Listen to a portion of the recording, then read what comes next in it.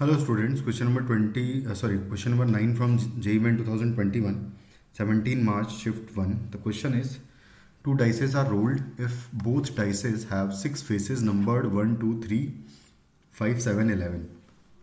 Then the probability that the sum of the numbers on the top faces is less than or equal to 8 हो, उसका बताना है answer. तो सबसे पहले तो टोटल केसेस की अगर बात करूँ तो टोटल 6 फेसेस हैं, तो 6 इंटू 6 हो जाएगा 36 टोटल केसेस होंगे।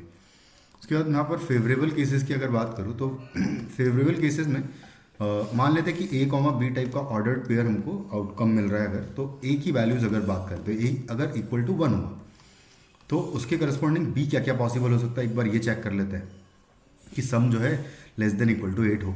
तो यहाँ पर बी जो है 1 हो सकता है, 2 हो सकता है, 3 हो सकता है, 5 हो सकता है और 7 हो सकता है। तो टोटल 5 फेज में हम लोग बी को सिलेक्ट कर सकते हैं। सेम में अगर ए 2 हुआ तो उस केस में बी का जो है वैल्यू वो 1 हो सकता है, 2 हो सकता है, 3 हो सकता है और 5 हो सकता है। इस बार 7 नहीं हो पाएगा क्योंकि 7 + 2 जो है 9 हो जाएगा, ज़्यादा हो जाएगा 8 से। तो यहाँ पर हो जाएगा 4 वेज।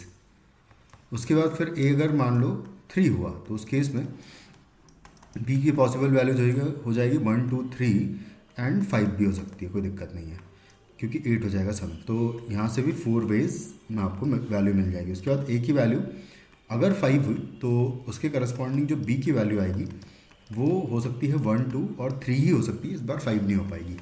तो यहाँ से 3 वेज में आप बी सिलेक्ट कर सकते हो। अगर A is equal to next 7 select करता हूँ मैं, तो जो बी की पॉसिबल वैल्यूज हो सकती है सिर्फ 1 हो सकती है, इसके अलावा कुछ नहीं, यानी कि 1 वे में सिलेक्ट कर सकता हूँ। क्योंकि अगर 1 के अलावा मैंने बी कुछ भी लिया तो सम जो है 8 से ज़्यादा हो जाएगा।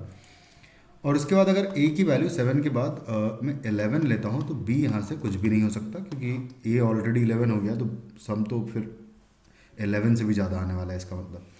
तो टोटल वेज काउंट कर ले अगर यहाँ से तो हमें फेवरेबल केसेस पता लग जाएंगे, जो कि आएगा 9, 9 और 4 13, 13 और 3 16, 16 और 1 17। तो टोटल आंसर हो जाएगा आपका 17/36 इस क्वेश्चन का प्रोबेबिलिटी हो जाएगा, विच इज़ इन ऑप्शन 2।